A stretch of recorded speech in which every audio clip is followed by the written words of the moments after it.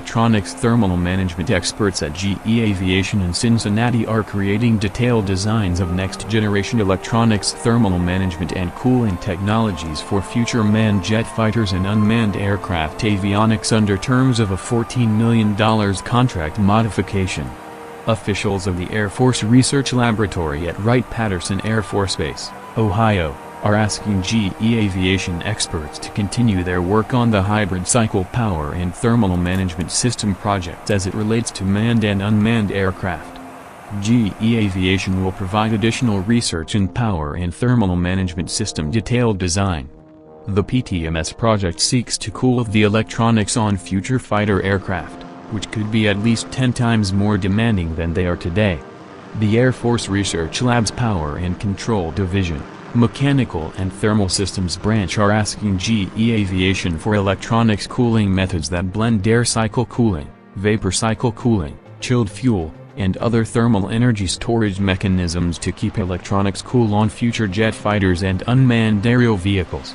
Next-generation fighter and unmanned aircraft will require an unprecedented level of advanced capabilities to operate in contested environments, including advanced electronic attack, high-power lasers, and low observability features, Air Force researchers explain.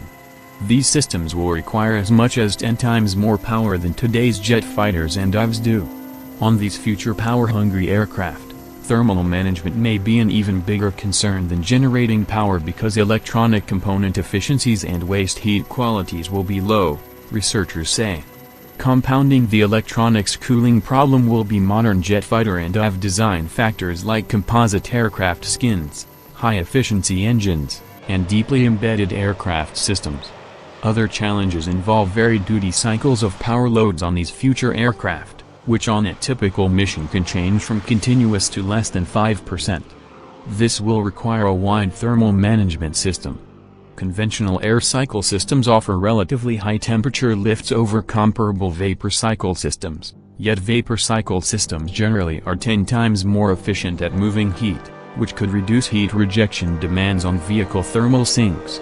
Vapor cycle systems also could reduce shaft power requirements, and engine cycle cooling is more efficient than bleed air-driven air cycle systems.